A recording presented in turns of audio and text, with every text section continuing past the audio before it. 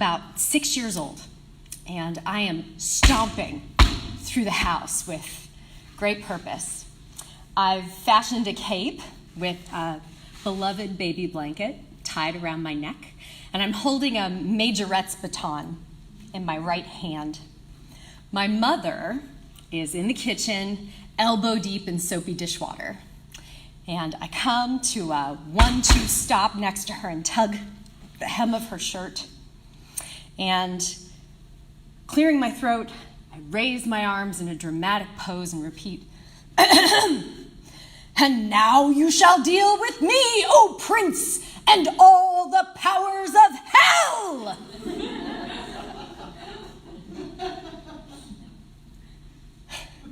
My mother responds, "That's really good, very scary," and returns to the dishes. I adored Disney's 1959 Sleeping Beauty. My family must have watched it about 3 times a day for 5 years straight. And although I went through phases and stages of wanting to communicate with animals and dance with princes, I always came back to Maleficent. When she makes her entrance at Aurora's christening, she has this cool poise that all of the other characters lack. Even as she casts the curse, she maintains her composure while all of the other characters unravel. And of course, there's the dragon transformation. In more recent viewings of the movie, I am struck by 2 things. First, the dragon is Maleficent. She doesn't conjure the image of a dragon to fight the prince and thus preserving her bodily integrity from harm. No, she uses what is part of her, inside of her all of the time, in order to set the task. And second, the prince alone is insufficient in his power and ability to defeat Dragon Maleficent. He swings the sword wildly, in vain, trying to land a blow, and just can't manage it. Only after the bumbling fairies, Flora, Fauna, and Merryweather, enchant the sword is he able to issue the mortal strike. It is magical intervention to an inanimate object that is Maleficent's downfall, as opposed to her all-too-human antagonist. Her inborn power is threatening and awesome. And for Disney of 1959, it needed to be extinguished.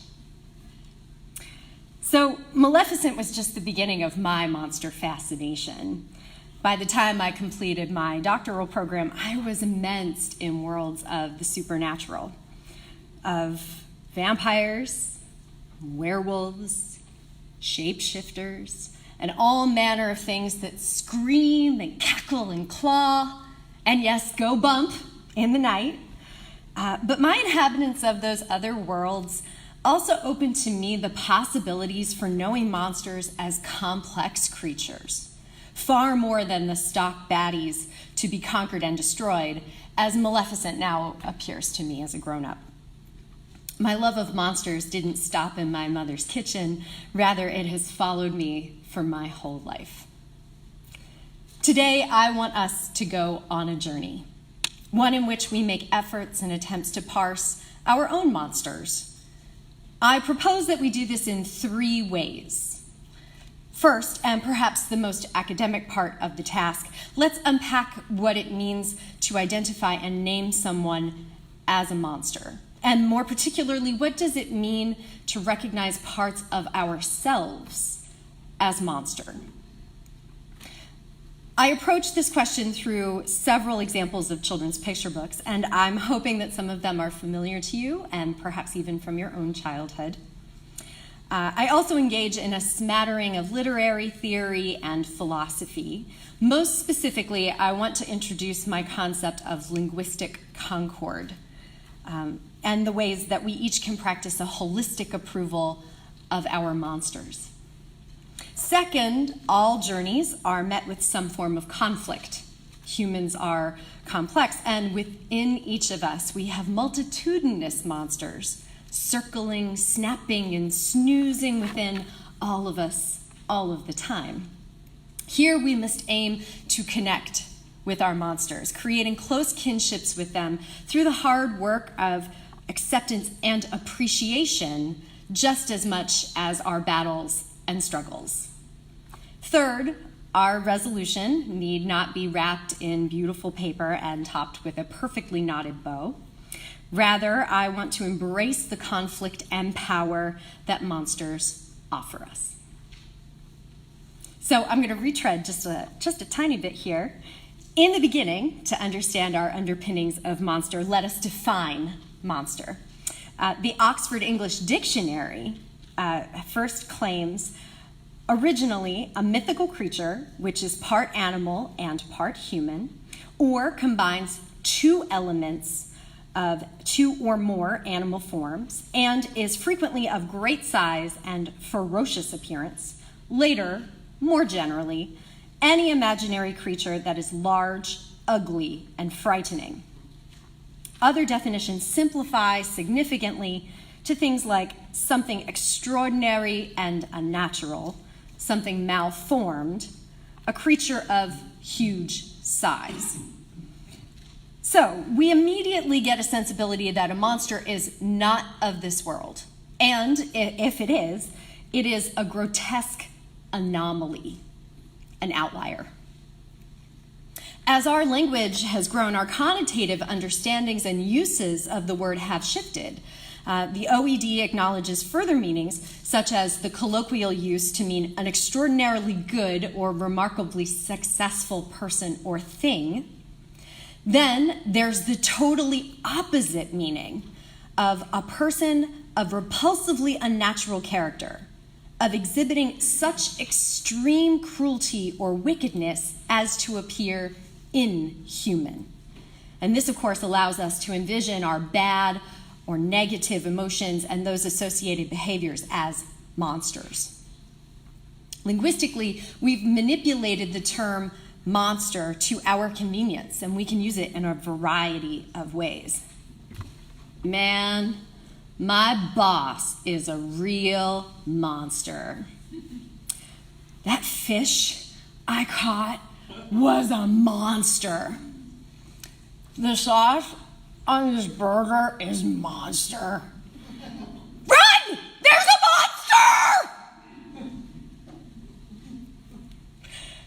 What's also wonderful and exciting is that we've worked to change the reputation of monsters into things that are relatable and even lovable.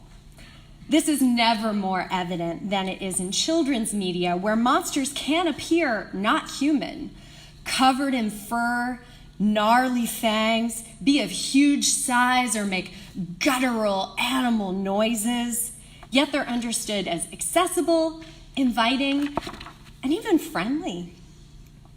Popular media made for children's consumption brims with monsters, and the much beloved Sesame Street no doubt works as an early primer for American children, using the guise of monsters to code for identities and subjectivities that make up the human world. But of course, the monsters that inhabit Sesame Street are far from ferocious or scary. Indeed, the classic 1971 book by John Stone, The Monster at the End of This Book, introduces Grover, who emphatically says, "On the cover, what did that say? Did that say there will be a monster at the end of this book? It did? Oh, I am so scared of monsters!" 3 exclamation points, if you please. Throughout the pages, Grover tries a variety of tactics, increasing in severity to prevent the reader from reaching the last page, and thus the monster. Of course, the plot twist is that Grover is the only monster at the end of the book. Both relieved and embarrassed, Grover learns what we all guessed from the start, that there has never been anything to fear. On the contrary, our rapport with Grover grows as we watch him learn the lesson. Well, look at that. This is the end of the book, and the only one here is me. I, lovable, furry old Grover, am the monster at the end of this book. I told you and told you there was nothing to be afraid of. Grover names himself the monster. In this way, Grover helps us push the boundaries for the monster. Notice that he doesn't embody most of the features that the stock dictionary definitions provide. This whole book is really an exercise in the power of language, the power of naming. Literary critic Kenneth Burke provides us a concept that will be useful in further consideration of language and naming. Burke explains that we use a system of linguistic conversion in order to supply or negate power in symbolic language. For example, a child goes through the bedtime ritual preparing in the usual way. As the parent exits the room, they unsurprisingly turn off the light. And as the child's eyes adjust in the dark, they notice a shape in the corner. It is both the shape that they recognize, but a shape that is unfamiliar in the context of the room. The child cries out for its parent. Monster! There's a monster in my room! And of course, the parent returns to the room, flicks on the light, revealing all as it should be. The parent soothes the child. See, it's just the coat rack in the corner with your coat draped over it. There's no monster here. Now go to sleep. Ostensibly satisfied by the parent's identification of monster as the coat rack, the mollified child falls asleep. This is the moment of linguistic conversion, specifically linguistic conversion downward. The child sees a monster and names it as such. The parent, the authority figure in age, familial position, and language, renames the monster coat rack. The parent converts the scary thing to something mundane through the semantic gymnastics of naming.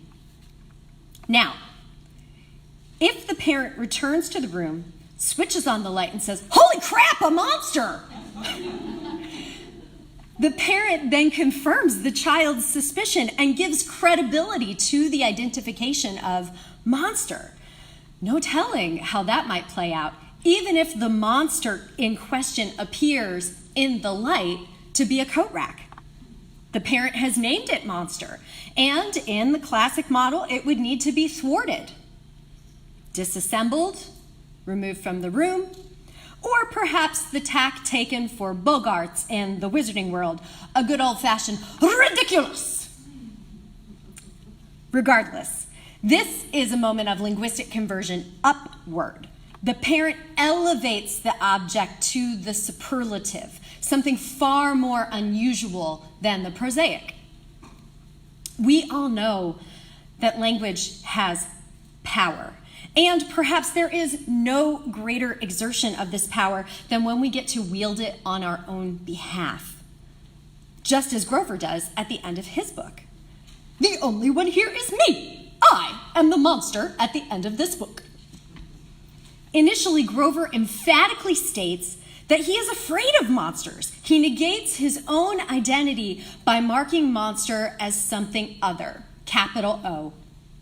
In the end, he's made a linguistic somersault. While Burke has no description for this scenario, I propose that we call this linguistic concord. In lay terms, we call the spade a spade.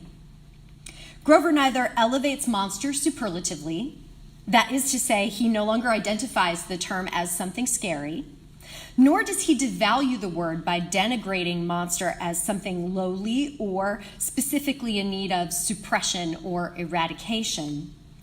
Instead, he names himself as monster while also naming how he sees himself, lovable and furry, within the subjective identity of monster. He is what he is with total acceptance, again, pushing those boundaries for how we traditionally conceive of monster. Also important here is that Grover chooses two different kinds of traits, one that is physical, furry, and one that is emotional, intangible, lovable. He is a monster who, in his physical embodiment, is furry, and also comports himself in ways that make him the positive target of affection. Being a monster does not make him exempt from receiving love. Take notice that Grover doesn't try to set himself apart as not that kind of monster, which would put him in a contentious binary with the scary monster. Through linguistic concord, Grover holistically claims monster in a way that speaks both to his authenticity and comfort in who he is. As in Maleficent's case, and that of many villains marked as non or inhuman, monster is used in that superlative form. Linguistic conversion downward is useful for children and adults as an opportunity to rename something that is frightening. Burke points out that this is typically more so a case of misnaming something in order to convert it to something that it absolutely is not. More importantly, linguistic conversion downward allows us to exercise power in a way that siphons it from the monster and into the linguistic authority figure. Indeed, there are bunches of children's books that use this tactic one way or another to help children cope with things that scare them. Ed Emberley's "Go away, big green monster" encourages readers through die-cut pages to first describe the monster's face bit by bit, and then make those features disappear one by one until the monster is gone. Until the child wants it back again. Lane Fredrickson's Monster Trouble features Winifred Schnitzel, who, each night, is beset by monsters trying to frighten her. She is not afraid. In fact, she thinks the monsters are cute. Her solution is to kiss all of them, which the monsters hate and find disgusting. Mia from The Monster Friend by Asif Razanis eventually makes friends with her monster after discovering that George's intent was never to scare her, but rather make a friendly connection. Again and again, kids in storybooks find ways to vanquish or befriend their monsters from under their beds, in their closets, and in their dreams, often using the power of language in order to complete the task. But what does any of this have to do with the monsters inside of us? Fear is just one emotion that humans struggle and cope with from early childhood. Monsters, being so obviously other in their physical forms, make a convenient scapegoat for that fear. Humans are complex, and we have so many emotions that we must wrangle. The emotional plane of human beings might be best best described by the term assemblage in the lingo of French philosophers Gilles Deleuze and Félix Guattari. An assemblage is a collection of things within a context. The collection of things has no singular or immediate organization. It is inconsistent and in this way can produce any number of effects. Emotions come in shades and spectrums. They are always in flux and combine and recombine in countless ways that often include a multifunctionality for a feeling across experiences. That is to say, an emotion like fear can happen in the dark of the night in a child's bedroom just as easily as it can happen in the bright light of day on a playground. Undoubtedly, it is the context and additional emotional factors that make the experiences different, but nonetheless have a kernel of fear as part of the experience. As small children, emotions arise swiftly and are acted upon in outbursts. The temper tantrum, the crying jag, the giggle fit. And we shift through these emotional experiences quickly. With a restricted language capacity to explain the hows and whys we feel things as we feel them, there is nothing to do but let those feelings out in ways that seem to echo what is going on inside. There are loads more children's books that aim to help kids and adults understand these individual emotions and then cope with those emotions in ways that are understood in the adult world as acceptable and productive.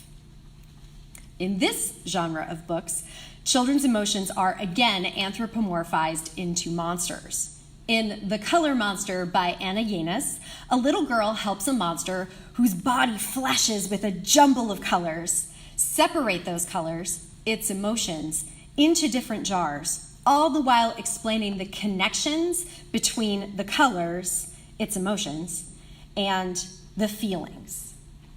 By the end of the book, the monster appears to understand that it is better to be one color at a time rather than everything at once. I am skeptical of this outcome. Stay tuned on this. Other books that take similar approaches are Belinda O'Brien's The Monsters Inside, Glad Monster, Shad Monster by Ed Emberley and Anne Miranda, and the Rory Woo Monster series by Andy Green, which gives distinct emotions like frustration, worry, indecision, envy, and selfishness their own specific monsters. Another subset of the genre actually transforms the children into monsters.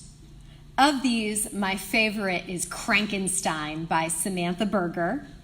A little boy goes through his day barely acknowledging the interactions that he has with others, only responding, "Mrrr."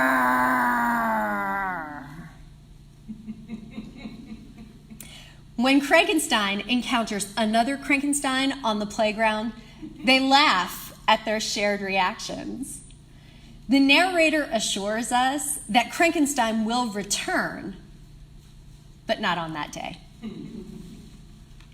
Other versions of this child as monster narrative include Today I Am a Monster by Trevor Judson and Agnes Green, Monsters Don't Eat Broccoli by Barbara Jean Hicks, and the much beloved Where the Wild Things Are. Once again, strategic language is used in both kinds of books, complexified by the multiplicity of emotions described throughout the stories. Some books, like The Color Monster and Glad Monster, Sad Monster, work to provide the spectrum of feelings, from positive to negative. However, it seems to me that is less common than the books that focus on negative feelings. In many of the books that I reviewed, the end goal worked, of course, through linguistic conversion downward, taking those bad feelings and converting them in such a way that they either disappeared or transformed into something more positive. For example, in Today I Am a Monster, the central monster child claims himself as monster, using linguistic conversion upward to elevate himself from normal, run-of-the-mill kid into something other, capital O.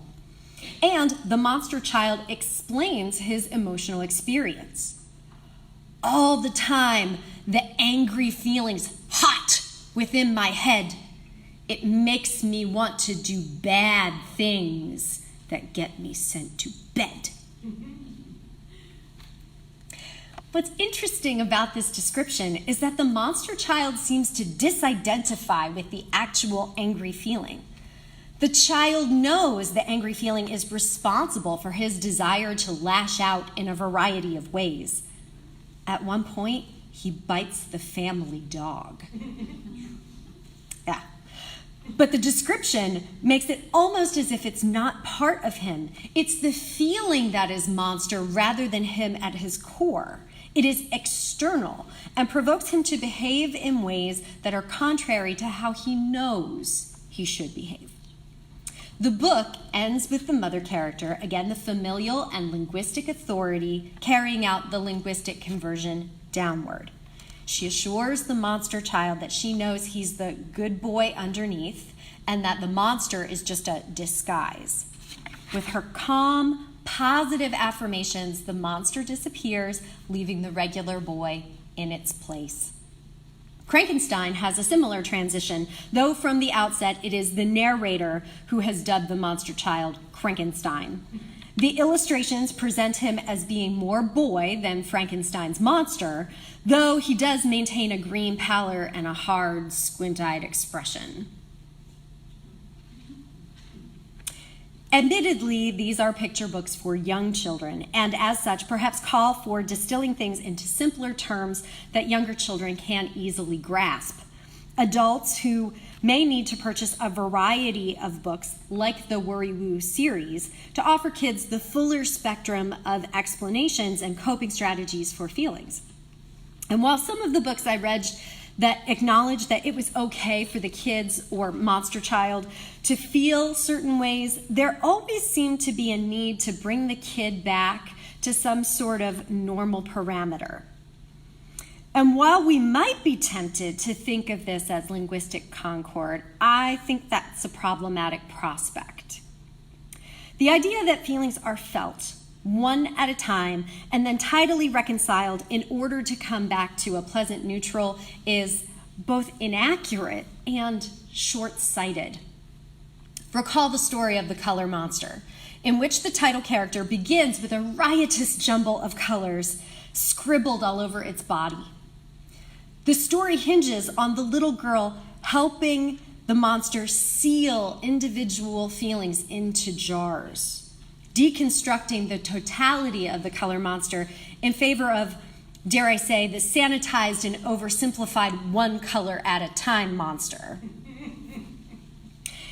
In the assemblage of emotions, feelings are colliding and interacting and retreating from each other constantly. As these feelings interact, their effects, their arrangements, tempers how we experience and move through this world.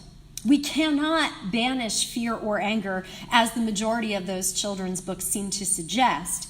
Rather, those feelings are sent to the background while other feelings push forward in prominence. Also important in the concept of the assemblage is the notion that the collective as a whole, though it has no strict organization, is irreducible to its constituent parts. Unlike the books that single out specific emotions and then show those emotions as disappearing in favor of the positively neutral ones, the assemblage model insists that the sum total is greater than its parts and that the individual parts don't perform any significant function on their own. The collective function changes regularly. To my mind, the color monster had it right from the start. We are all things at once and already. To quote a sentiment from Deleuze and Guattari, since each of us was several, there was already quite a crowd. And in the case of our emotions, they're related deeply through interiority. That is to say that each individual feeling, as we identify them with finite language, cannot exist without the others. They are defined always in relationship to and contrast with one another. While we do have a finite language system to describe our emotional states of being, language often fails us when we try to communicate with others as well as with ourselves. To borrow a phrase from Dr. Who and Amanda Palmer, we're bigger on the inside. Let's take a second for us to review where we are in our journey. Helpful Grover eventually uses the power of language in order to claim himself as monster, while simultaneously ascribing traits to his identity. His shift from fear of monsters to acceptance of himself is a movement from linguistic conversion upward to that of what I'm calling linguistic concord. Other children's books use a kind of linguistic conversion downward in order to help children learn to cope with fear, anxiety, nerves, etc. In some of these books, the children are directly made into monsters on account of their expressed feelings. Only a few books deal with the spectrum or assemblage of feelings that humans have, while the majority of books focus on more negative feelings that need to be addressed and then tidied away. This brings me to the second part of our journey, the conflicts between us and our monsters. And more importantly, the necessity to create kinship with those monsters through linguistic concord. In these and other examples of children's picture books, emotions are explained in relatively simple terms and with limited variance in the scenarios with which these feelings arise. What Burke would call the strategic naming of recurrent situations, such as the fear of being alone in the dark or the disquieting of nightmares. There are a few things to point out here. Kids are offered this interpretation, among many others, to be clear, that emotions, especially negative ones, are monstrous, and that feeling them / acting out while feeling them makes the kid a pseudo-monster. Monsters are also easily identified as something to be slain or eradicated at the hands or implements of something more positive and virtuous. Recall the spell that enchants the sword that kills Maleficent. Thou sword of truth, fly swift and sure, that evil die and good endure. If that is the model set for us as small children, what kind of tools does that provide when emotions become infinitely more complex as older children and beyond? While I can appreciate the necessity of simplifying stories for specific age groups or cognitive abilities, I also wonder if books that anthropomorphize negative or uncomfortable feelings as monsters ultimately subtextually ask children to practice emotional avoidance as a favored coping mechanism rather than understand where and how these feelings arise and deal with them head on. In the language of Frozen, conceal, don't feel. With an increased emotional complexity, we're experiencing the real effects of the assemblage. It's not just fear I'm concerned with, it's a potent cocktail of fear, anxiety, self-doubt, envy, nervousness, and jealousy. With so many feelings at play at once, it's difficult to put a single name on it. As an adult, that particular grouping might be called imposter syndrome.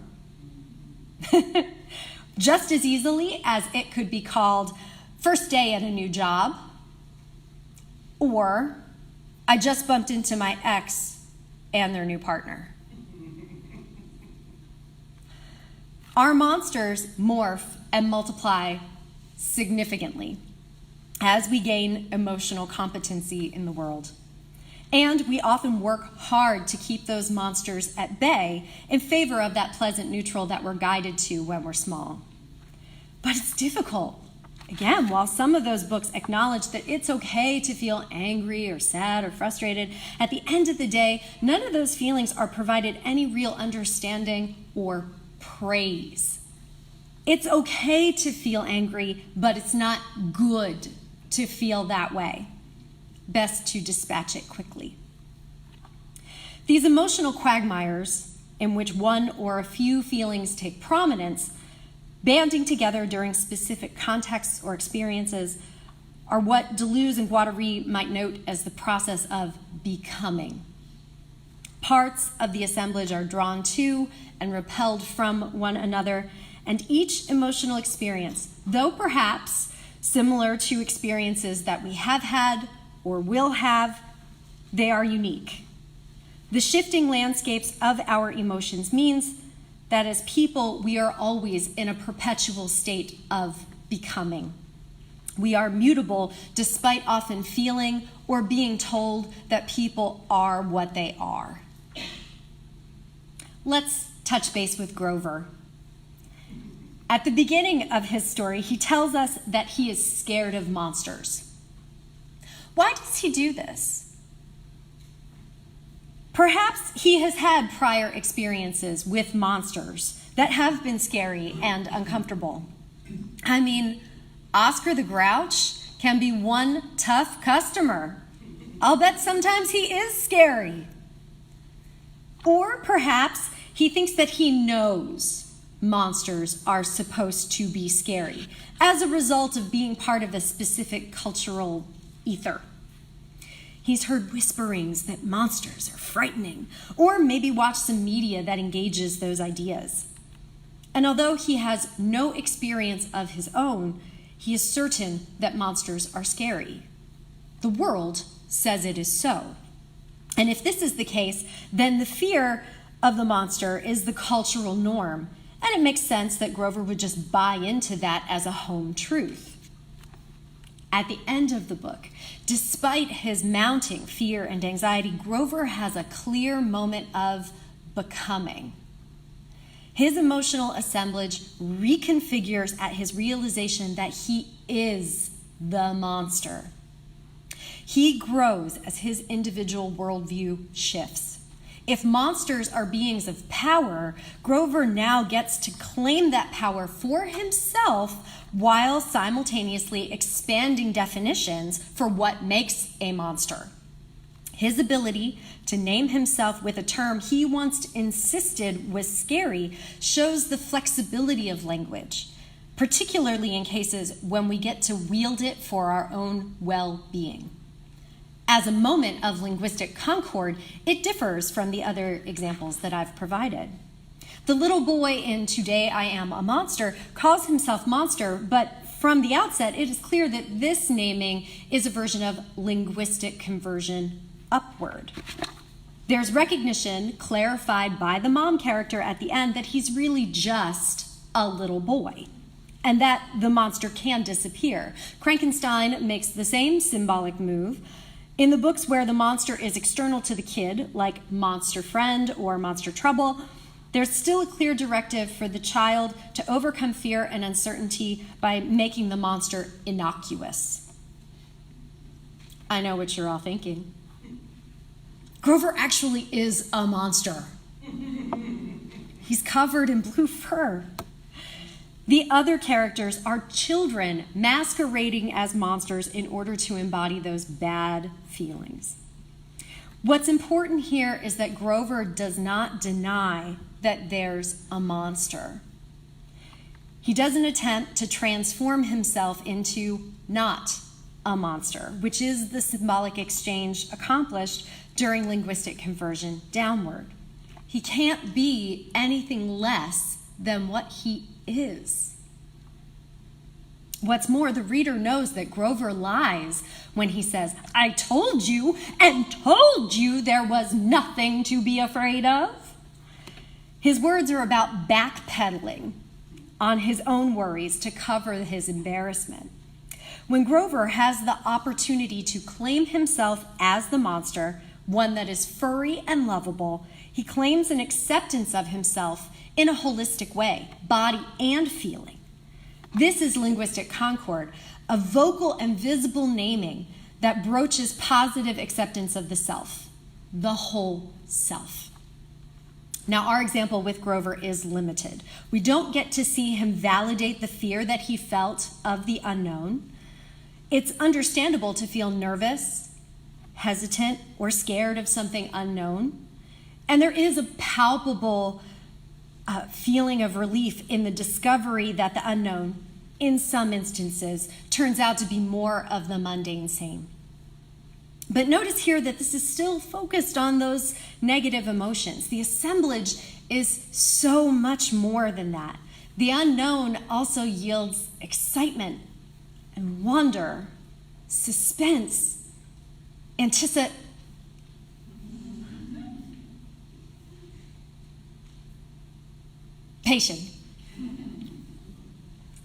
Our monsters don't have to be the tokenized baddies of our inner emotional worlds. They can be all of the emotions and their various cooperations. Our monsters so often are private, part of our interior worlds that other folks just don't get to experience or engage. And our monsters, in assemblage fashion, are shapeshifters, changing forms as different feelings attract and repel each other. We are in conflict with our monsters. Sometimes those conflicts arise as the monsters prompt thoughts or behaviors that are incongruous to the known shoulds of a situation. I should not throw this paperweight at my coworker who asked yet another stupid question. Or I should not verbally whoop and holler with glee that my grocery store bill came in under budget. Sometimes the conflict is in seemingly polarized emotions fighting for dominance. The pro-con monster is a particular favorite of mine. I am torn as to whether or not I should eat a bag of popcorn and a sleeve of Thin Mints for my dinner. It is the necessary capacity to embrace our monsters and, more importantly, appreciate them. This can give each of us power without the need to belittle or subdue parts of ourselves because they are socially or culturally marked as negative and other. In the lingo of our fairy tale creatures, we should love our inner dragons as much as our inner trolls, hags, goblins, mermaids, unicorns, and fairies. I want to point to appreciation specifically now as a vital part of linguistic concord. In the picture books, the child monsters are told that it's okay to be angry or cranky, but it's not preferable.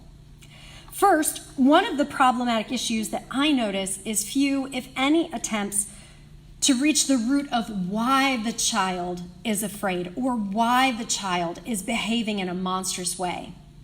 Even if kids struggle to articulate those reasons, there are still motivating factors, either internal or external, that prompt those feelings. Second, negative feelings like anger or fear are crucial components of emotional assemblages that forefront productive motivation. Let's be clear. No revolutions were ever started because the general populace thought that the leaders were doing a great job and that they were happy with their day-to-day existence. Now, of course, not all anger, not even the majority of it, is going to lead to revolution. But anger can fuel emotions and behaviors that we culturally prize, like competitiveness or resilience, now noted often as grit. When we cultivate kinship with and appreciation for our monsters, we do a significant amount of self-care. Knowing our inner selves better gives us the tools to be better individually and within the circles and communities that we navigate. Linguistic concord does not seek to siphon power away from the monster in order to puff up the language wielder. Rather, it's a process of reciprocity where we can name out loud our monsters with whatever language we may have for them, and then honor and appreciate them totally for making us who we are. We are all becoming. We are works in progress. Creating this kinship for the assemblage of our feelings gives us an expanded capacity to connect with others around us. Let me give you an example, and this is courtesy of my close friend and colleague, Dr. Alicia Menzies. Jealousy is a common shared emotion, and it manifests in untold numbers of ways. In the community of monsters, it has the opportunity to become big, unwielding, and ugly. It's no surprise that its fraternal twin, envy, is called the green-eyed monster. Jealousy, for a lot of folks, comes to the fore during romantic relationships. It asks us somewhat logical questions, but with a tendency toward urgency and irrationality. Questions like, where is my someone right now? Are they with other people? Are those other people romantically interested in them? Are they romantically interested in those other people? Is my someone using their phone to contact these other people? Are they having clandestine text exchanges? How do I get my hands on their phone to find out?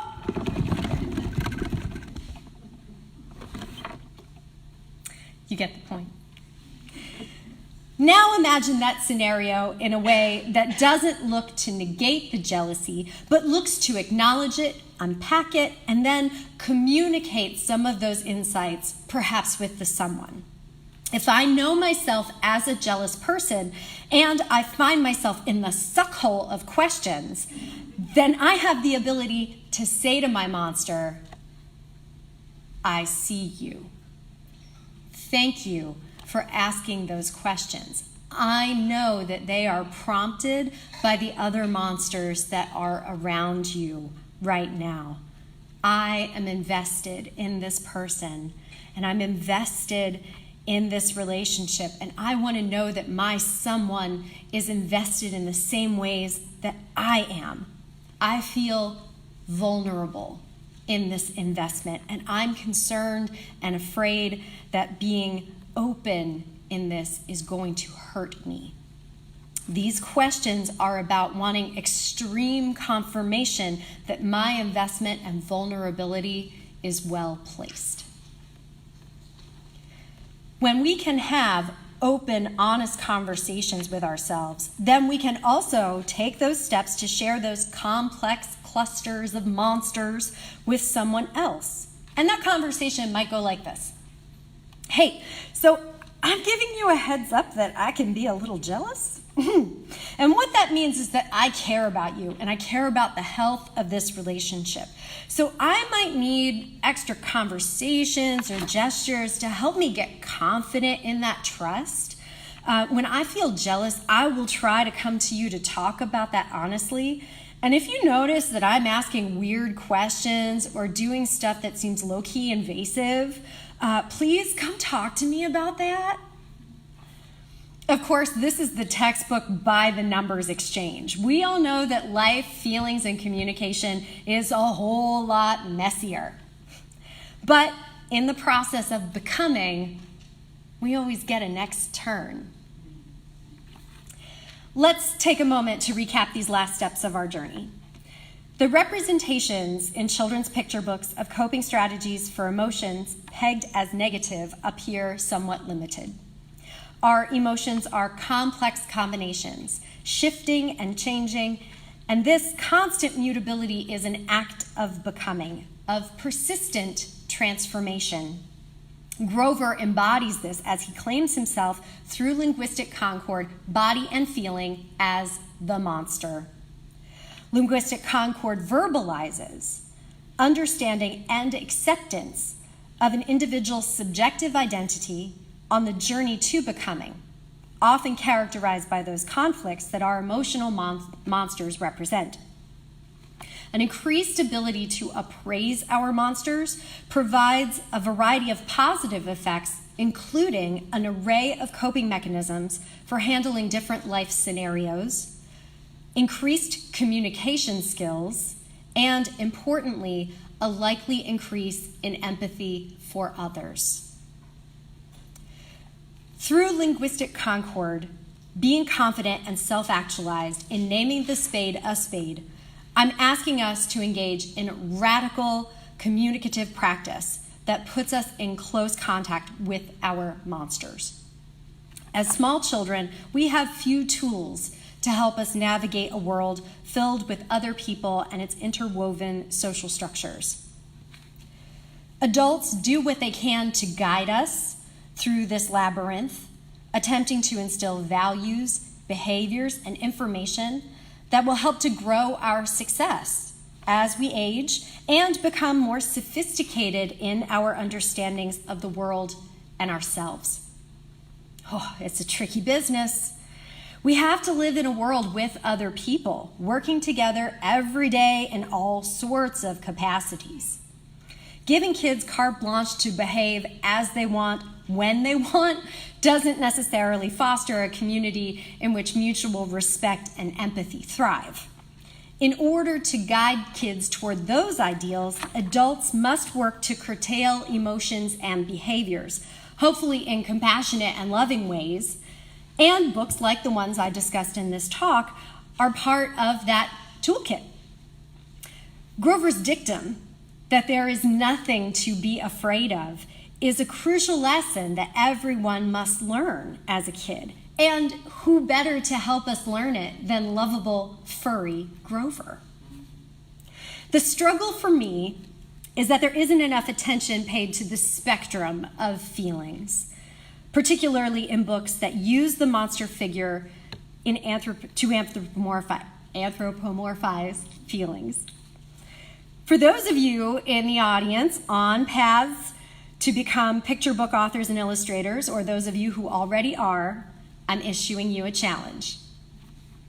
Craft some stories that work hard in the space of those 1,000 or so words to give a broader understanding of emotional experiences in a variety of contexts and levels in which feelings might be felt. The annoyance of swatting a persistent mosquito is not the same thing as full-on rage.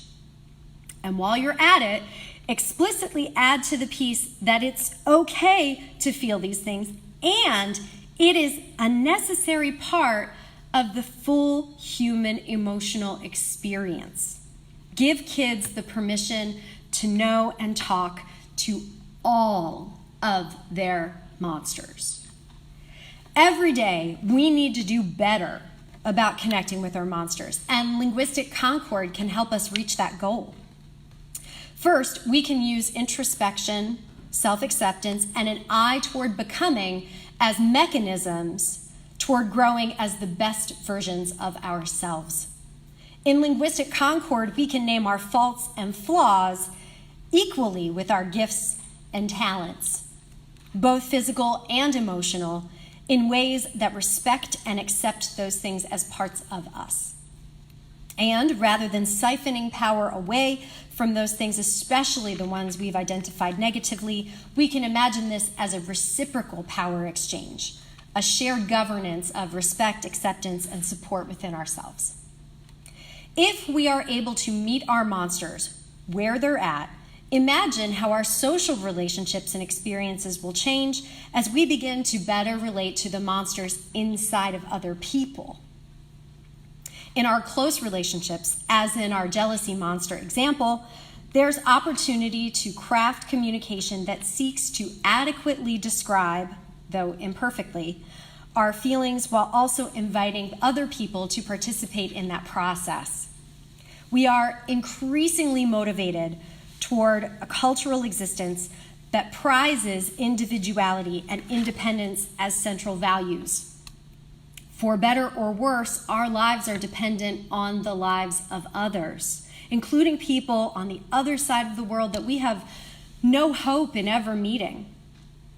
Think of the garment workers who likely made your clothes, from the very fabric up to the final product you're wearing today.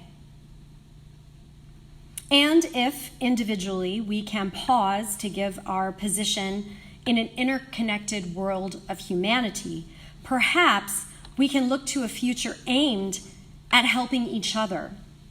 And without doubt, we each will need a significant amount of emotional fortitude to reorient ourselves.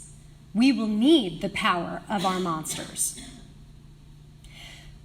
When I pretended to be Maleficent as a 6-year-old, I didn't know that I was participating in some kind of symbolic interaction. I didn't know that my play acting was a way for me to channel her power, her command, and her control, because as a kid, my capacity for those things was small, and rightly so. But when I held up my arms and I spoke those words, for a moment, I became a new, hybridized version of myself. And in thinking about that memory and many others like it, it now occurs to me that I needed Maleficent. I needed her as part of me and my becoming. I needed to be able to slip inside of her. Burke says that to live among monsters is to live on the edge of hell. Clearly, he couldn't imagine monsters as a tightly knit interior community. He couldn't envision a space where our Maleficents, Grovers, Cookie Monsters, jealousies, and joys work together to make us our best selves. but I can. And I hope that you can too. Thank you.